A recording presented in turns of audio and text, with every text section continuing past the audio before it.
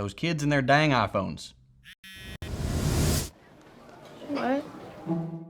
Foreign adversary control of what is becoming the dominant news platform for Americans under 30. This is a common sense measure to protect our national security. I urge my colleagues to support this critical bipartisan legislation.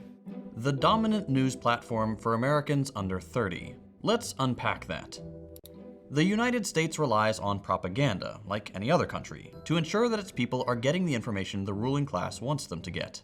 In capitalist countries like the US, that propaganda is bought by lobbying groups and powerful corporations, laundered through corrupt politicians, and dutifully repeated on the corporate media and Silicon Valley social media apps. What does it mean for the status quo if the majority of Americans, and more critically, young Americans, entire generations of youth, are not getting their news from state-approved sources? That's a one-way ticket to unrest, to people getting fed up with how bad things have gotten, to protests and marches that the US would rather not have to suppress.